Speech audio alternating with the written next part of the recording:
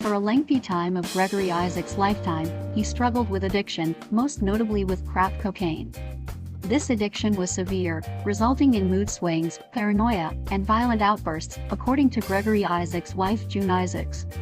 His addiction was very compelling on Isaacs, who knew that it had a negative impact on him, but he would continue to use the drug despite that. In addition to this, Isaacs refused to seek rehabilitation for his harmful addiction. In the words of June Isaacs, Gregory was in a situation where, basically, he couldn't stop because he was down the road too far. Isaacs would publicly reveal his addiction during the 1980s.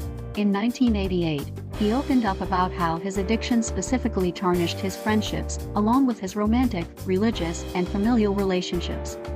During this same decade, Isaacs and his wife encountered legal trouble in Jamaica for charges of illegal possession of firearms in 1983. Isaacs pled guilty to the charge on his and June's behalf. He served a 6-month sentence in prison and was required to pay a fine.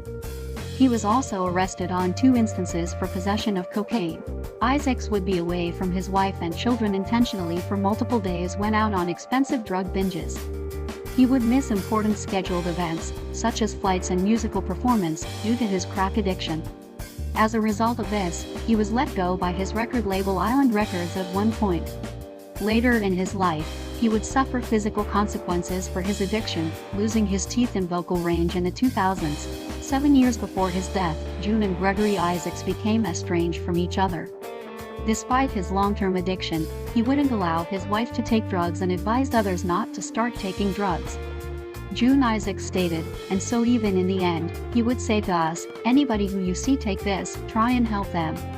Gregory Isaacs reportedly recorded a video not long before he died, where he advised against drug use. A year before his passing in 2009, Isaacs was diagnosed with lung cancer. He would continue to make public appearances and performances after his diagnosis.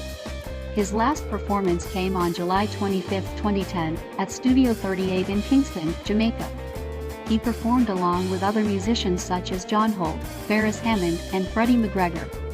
Exactly 3 months later, on the morning of October 25, 2010, Isaacs succumbed to his cancer and died at his home in the London neighborhood of Harrow Weald.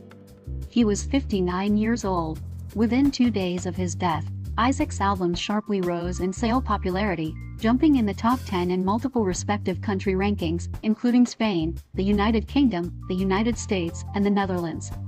News of his death was a widespread topic on social media platforms such as Twitter, being the 6th most tweeted topic on Twitter the day he passed. In November 2010, Isaacs' body was flown to his native Jamaica for a government-organized memorial service after an initial memorial service in London. His body arrived at Norman Manley International Airport in Kingston on November 11, 2010. A service was held on the morning of November 20th at Kingston's National Indoor Sports Centre. Isaacs was subsequently buried in Dovecot Memorial Park in Spanish Town, Jamaica.